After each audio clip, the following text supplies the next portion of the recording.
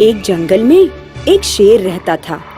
एक दिन वह सारे जंगल में शिकार के लिए भटकता रहा, किंतु कोई शिकार उसे न मिल सका। शेर भूख से व्याकुल हो रहा था और चाहता था कि कैसे भी करके उसे कोई शिकार मिले। तभी उसकी निगाह एक गुफा पर पड़ी।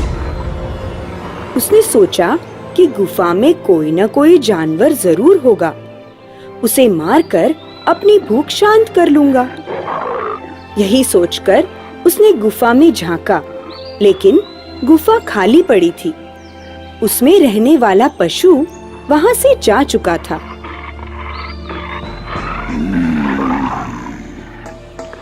इस गुफा में कोई न कोई जानवर जरूर रहता है। रात में विश्राम करने के लिए वह जरूर लौटेगा, इसलिए मैं इसी गुफा में छुपकर बैठ जाता हूँ और जब वो जानवर रात को आएगा तो मैं उसे खा जाऊंगा। ऐसा सोचकर शेर गुफा में घुसकर बैठ गया। यह गुफा एक गीदड़ की थी। शाम होते ही गीदड़ अपनी गुफा में लौटा। वह अपनी गुफा में घुसने ही वाला था कि ठिठक कर खड़ा हो गया।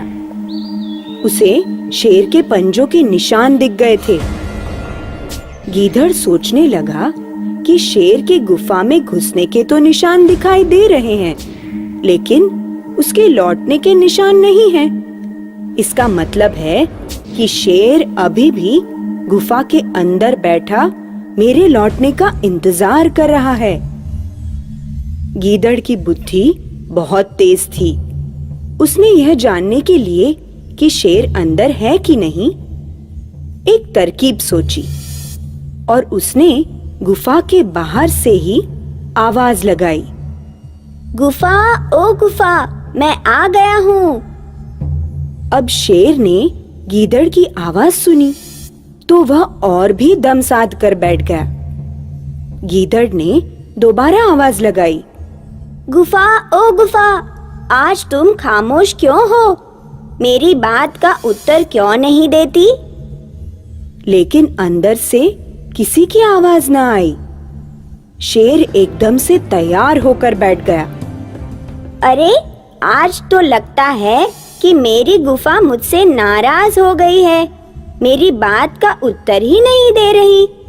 गीदड़ ने जैसे शेर को सुनाते हुए कहा, सुनो गुफा, यदि इस बार भी तुमने कोई जवाब नहीं दिया तो यह स्थान छोड़कर मैं हमेशा के लिए चला जाऊंगा और कोई नई गुफा खोज लूंगा। शिकार की ताक में घात लगाए शेर ने सोचा कि यह गुफा जरूर बोलती होगी, तो मैं ही क्यों ना जवाब दे दूं।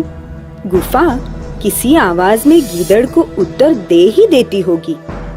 यदि मैं चुप रहा तो गीदड़ गुफा में घुसेगा ही नहीं और शिकार मेरे हाथ से निकल जाएगा।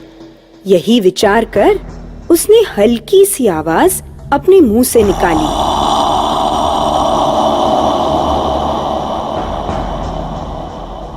लेकिन शेर की हल्की सी आवाज ही गुफा में प्रतिध्वनित होकर जोरों से गूंजने लगी। बस फिर क्या था, गीदड़ अपनी जान बचाने के लिए वहां से भाग खड़ा हुआ और भागते भागते उसने सोचा, यह अच्छा ही हुआ जो गुफा के बोलने वाली तरकीब मुझे सूझ गई, नहीं तो आज शेर जरूर मुझे चीर फाड़ कर खा जाता। तो बच्चों, इस कहानी से हमें शिक्षा मिलती है कि छोटी सी समझदारी जान बचाए हमारी। फन लर्न टून को सब्सक्राइब करें।